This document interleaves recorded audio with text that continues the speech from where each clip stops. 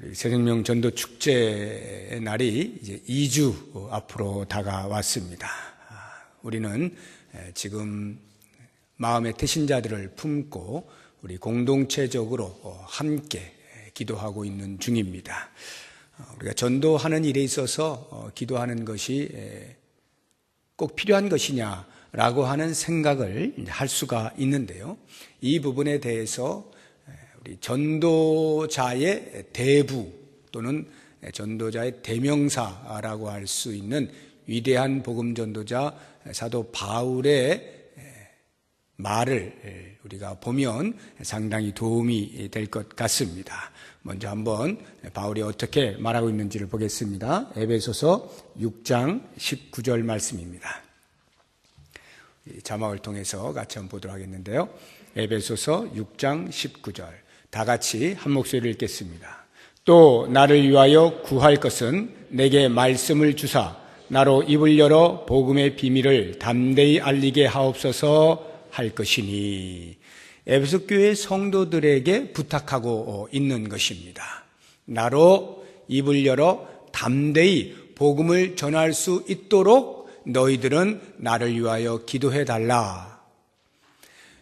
복음의 위대한 전사였던 사도 바울조차도 자기 자신도 물론 기도를 하겠습니다만 많은 성도들에게 내가 복음을 담대히 전할 수 있도록 나를 위하여 기도해 달라고 부탁을 할 만큼 이렇게 전도하는 일에 있어서 기도라고 하는 것은 필수적인 것이다 라는 것을 알 수가 있는데요.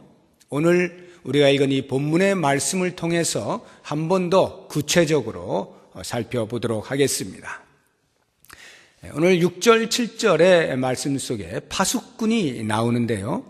파수꾼은 쉽게 이야기하면 군대의 보초를 서는 사람이라고 생각을 하시면 되겠습니다. 군대에 군인들이 함께 모여 있는 그 진영이 있잖아요. 그러면 그 바깥으로 삥 둘러가면서 군데에 초소를 세워놓고 거기에 보초들이 시간적으로 계속 번갈아 가면서 섭니다. 그렇게 서는 이유는 여러 가지 이유가 있겠습니다만 가장 주된 이유는 혹시라도 외부의 어떤 적이 우리 진영 안으로 침투해 들어올 수 없도록 하기 위하여 눈을 크게 뜨고 살피는 거죠. 그래서 혹시라도 어떤 감지라도 하게 되면 곧바로 상부에 전화를 통해서 연락을 취함으로 방비를 미리 하겠다라고 하는 목적을 가지고 보초를 세우는 거죠. 또는 우리 편이 오게 되어지면 환영을 하고 예비를 하는 그런 차원에서도 보초가 필요할 것입니다. 아무튼 보초라고 하면 무엇인가를 식별해내는 그러한 역할을 하는 사람입니다.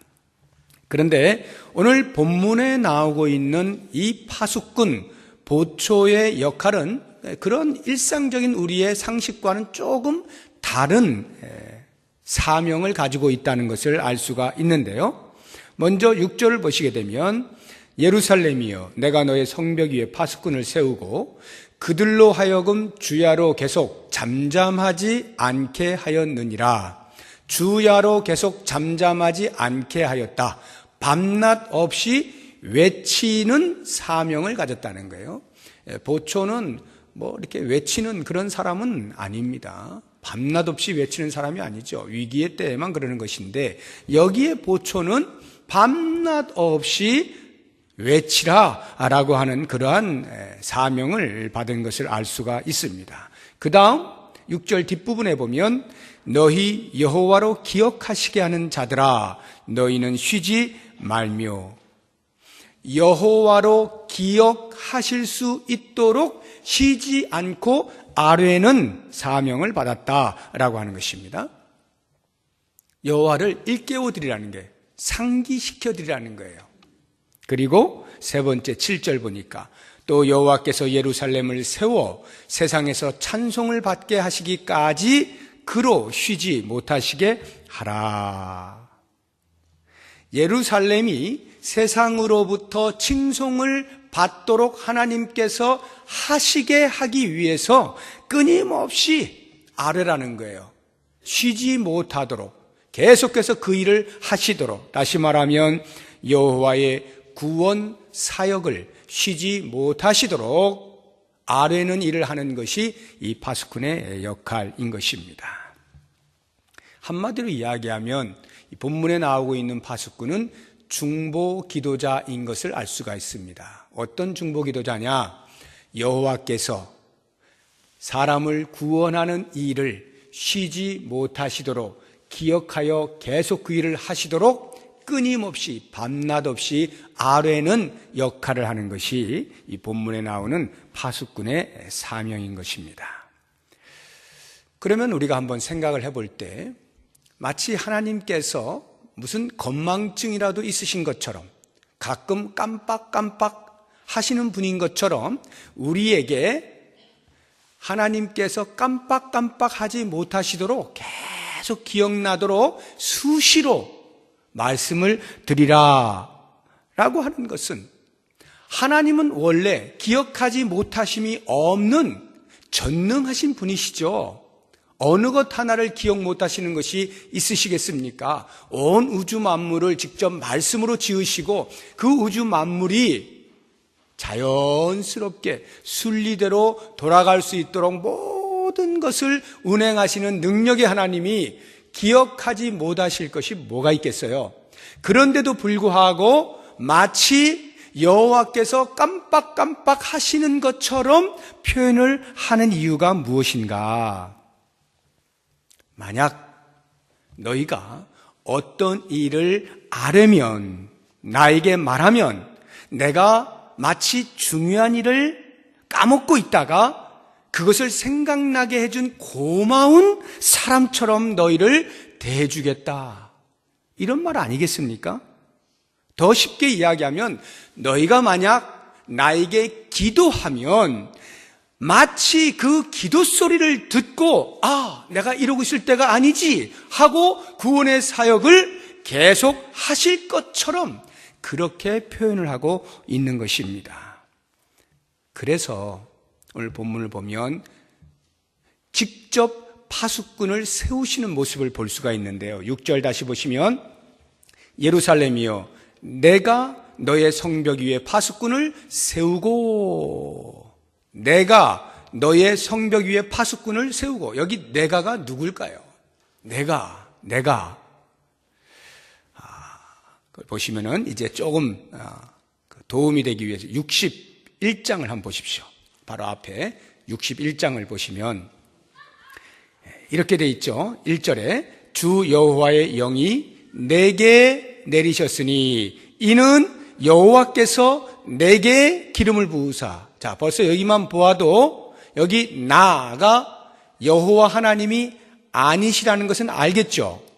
이는 여호와께서 내게 기름을 부으사 가난한 자에게 아름다운 소식을 전하게 하려 하심이라. 나를 보내사 마음이 상한 자를 고치며 포로된 자에게 자유를, 갇힌 자에게 노임을 선포하며 여호와의 은혜의 해와 우리 하나님의 보복의 날을 선포하여 모든 슬픈 자를 위로하되. 어디서 많이 들어본 말씀이죠. 누가복음 4장 18절 19절에 보면 예수님께서 당신의 사역을 소개할 때 이렇게 표현을 해놓고 있는 것을 볼 수가 있습니다. 그러니까 계속해서 그 1인칭이 62장까지 흘러가서 오늘 우리가 보고 있는 이 본문의 말씀 6절에 예루살렘이여 내가 너의 성벽 위에 파수꾼을 세우고 할 때 이 내가는 예수 그리스도 메시아라고 하는 것이 일반적으로 대부분의 학자들이 이야기하고 있는 것입니다. 자, 그렇다고 한다면 예수 그리스도께서 파수꾼을 세워 그 파수꾼으로 하여금 여호와 하나님께 기도하여서 하나님의 구원의 사역을 멈추지 아니하시도록 끊임없이 아뢰도록 하셨다라고 한다면 그만큼 우리의 기도가 구원 사역에 있어서 전도에 있어서 절실히 필요한 것임을 알게 되는 것 아니겠습니까? 바로 이와 같은 주의 요청에 온전히 순종한 사람이 있는데 구약의 다니엘이라고 하는 사람입니다.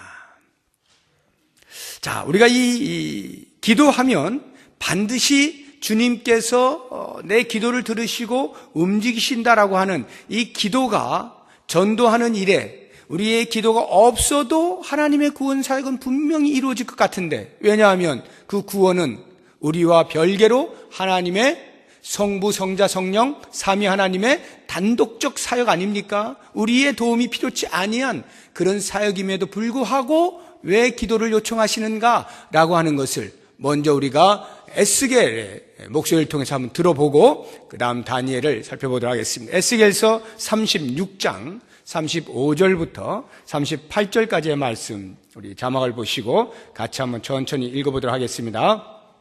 사람이 이르기를 이 땅이 황폐하더니 이제는 에덴 동산같이 되었고 황량하고 적막하고 무너진 성읍들에 성벽과 주민이 있다 하리니 너희 사방에 남은 이방 사람이 나 여호와가 무너진 곳을 건축하며 황폐한 자리에 심은 줄을 알리라. 나 여호와가 말하였으니 이루리라. 주 여호와께서 이같이 말씀하셨느니라. 여기까지요. 주 여호와께서 이같이 말씀하셨느니라. 다시 말하면 황폐한 땅을 내가 반드시 다시 일으키겠다 라고 하는 하나님의 굳은 의지가 표현되고 있는 겁니다. 그 다음 그래도부터 시작. 그래도 이스라엘 족속이 이같이 자기들에게 이루어 주기를 내게 구하여야 할지라. 내가 그들의 수요를 양떼같이 많아지게 하되, 그 다음에요, 제사 드릴 양떼 곧 예루살렘이 정한 절기의 양무리 같이 황폐한 성읍을 사람의 때로 채우리라. 그리한즉 그들이 나를 여호와인 줄 알리라 하셨느니라. 37절 다시 한번 보여주십시오. 다시 한번 보실까요? 그래도 이스라엘 족속이 이같이 자기들에게 이루어 주기를 내게 구하여 할지라. 이미 하나님께서는 계획을 해놓고 계십니다. 그 황폐한 땅 다시 고쳐주겠노라. 분명히 하나님의 회복의 계획 속에 들어 있음에도 불구하고 그래도 너희가 나에게 구하여야 내가 그 일을 할 것이다. 이렇게 말씀을 하고 있는 것이죠. 이러한 그 기도의 요청에 순종한 사람이 다니엘인데요. 한번 다니엘의 기도를 우리가 보도록 하겠습니다. 9장 17절에서 19절 말씀인데요. 같이 한번 천천히 읽어봅니다. 그러하온즉 우리 하나님이여 지금 주의 종의 기도와 간구를 들으시고 주를 위하여 주의 얼굴빛을 주의 황폐한 성소에 비추시옵소서. 나의 하나님이여 귀를 기울여 들으시며 눈을 떠서 우리의 황폐한 상황과 주의 이름으로 일컫는 성을 보옵소서. 우리가 주 앞에 간구하옵는 것은 우리의 공의를 의지하여 하는 것이 아니요 주의 큰 긍휼을 의지하여 함이니이다. 주여 들으소서. 주여 용서하소서. 주여 귀를 기울이시고 행하소서. 지체하지 마옵소서. 나의 하나님이여 주 자신을 위하여 하시옵소서. 이는 주의 성과 주의 백성이 주의 이름으로 일컫는 바 됨이니이다. 다니엘은 바벨론의 포로로 잡혀가 있던 사람입니다. 예레미야 선지자를 통하여 하나님께서는 70년 후에 다시 너희를 고향으로 돌아올 수 있게 해주겠다라고 말씀을 하셨습니다. 이미 다니엘은 그 훨씬 이전에 포로로 잡혀가서 바벨론에서 생활하고 있던 사람입니다. 그런데 책을 통하여 예레미야에게 해주신 이 하나님의 말씀을 듣고 기도하는 자리에 나아가게 된 것입니다. 70년이면 하나님께서 고토로 돌려보내주시겠다라고 하는 약속의 말씀이 있었음에도 불구하고 굳이 다니엘이 기도하지 않아도 하나님은 그 일을 성취하실 것인데 다니엘이 기도에 들어간 거예요. 금식하며 기도하는 것입니다. 주여 우리를 용서하소서. 주여 당신의 계획하신 바를 이루어 주소서. 지체하지 마소서. 다니엘이 기도 안 해도 하나님은 이미 그 일을 하시기로 70년 전에 예레미야 선지자에 약속하신 거예요. 그런데도 다니엘이 기도합니다. 하나님께서는 마치 다니엘의 기도를 들으시고 그들을 고토로 옮겨주시는 것처럼 그렇게 행하십니다. 이것이 하나님의 마음이에요.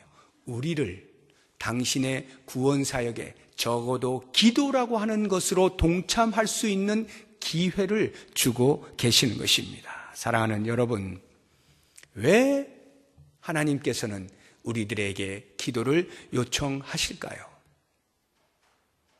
성경에 이러해서 정확하게 이유를 하나씩 설명하시면서 우리에게 알려주시지는 않습니다. 제가 묵상을 하는 가운데 깨달아지는 것들 몇 가지를 말씀을 드리면, 우리는 기도하는 중에 하나님의 마음이 어떠한지를 알게 되는 겁니다.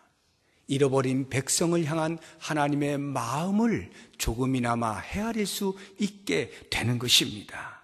기도하는 중에 내 마음속에 내가 품은 태신자 혹은 다른 성도가 품은 그 태신자의 영혼의 구원을 위하여 얼마나 나의 기도가 필요한가, 그 영혼의 구원에 대한 긍휼의 마음이 넘쳐나게 되기 때문에 기도를 하는 거죠. 뿐만 아니라 하나님께서 우리에게 복음을 전하라, 그 사람을 그리스도께로 인도하라 라고 하는 사명이 얼마만큼의 가치와 중요성을 가지고 있느냐라고 하는 것을 기도하는 중에 깨닫게 되는 것입니다.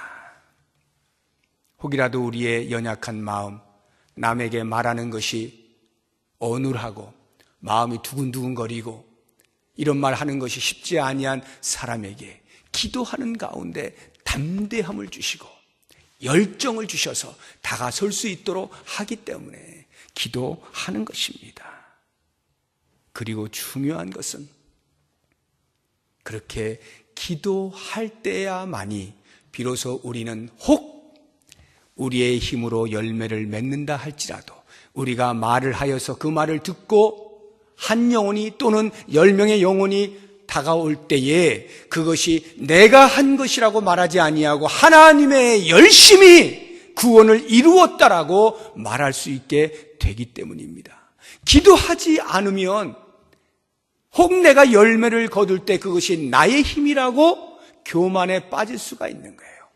그렇게 되면 구원의 주체가 누구인지를 순간 잊어버리고 내가 하나님이 되는, 하나님의 영광을 가로채는 사람이 되기 때문에 우리는 늘 기도하면서 이 구원의 주체가 여호와 하나님인 것을 고백하고, 하나님, 저의 기도를 들으시고 저의 기도를 받기를 원하시면서 일하시는 하나님, 하나님의 구원의 역사를 이루어 주옵소서. 기도할 때 열매를 맺는다 하여도 하나님께 영광을 돌리지 내가 그 영광을 가로채고 내가 이런 사람이야 이렇게 하지 않는 것이고요.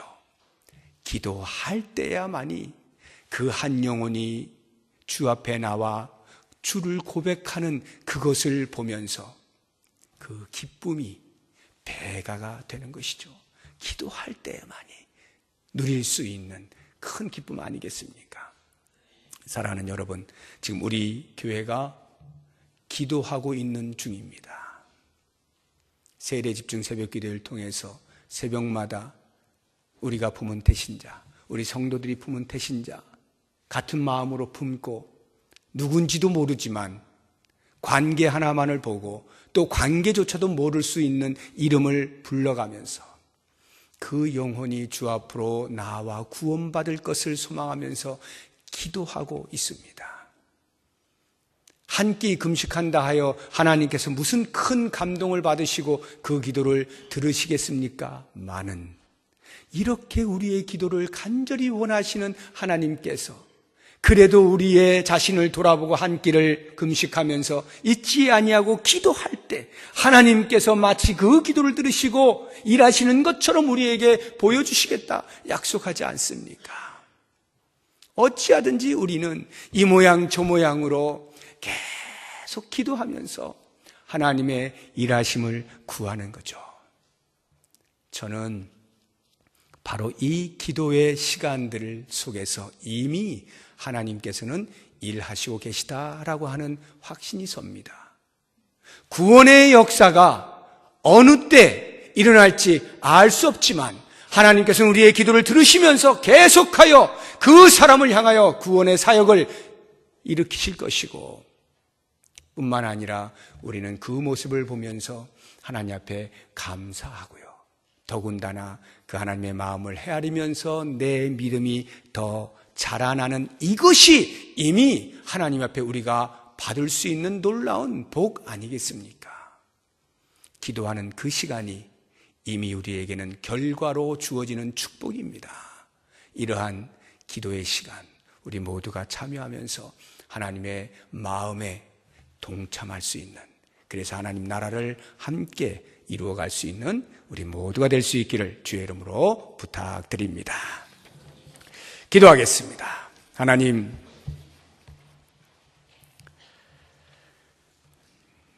한 영혼을 구원하는 일에 하나님께서 하시는 것을 우리가 보기 위하여 기도의 자리에 나옵니다. 지극히 겸손하게 무릎을 조아리고 주님 일하시옵소서, 일하시옵소서 아뢰며 하나님의 구원의 역사가 얼마나 위대한지를 보기를 소망합니다. 아무것도 할 수 없는 지극히 부족하고 연약한 우리들에게 기도에 동참할 수 있는 기회를 주셨는데 우리가 외면치 않게 하시고 그 기도의 자리를 잘 지켜내므로 하나님께서 어떻게 잃어버린 백성들을 찾으시고 기뻐하시며 우리와 나누시기를 원하시는지 경험할 수 있는 복을 허락하여 주시옵소서.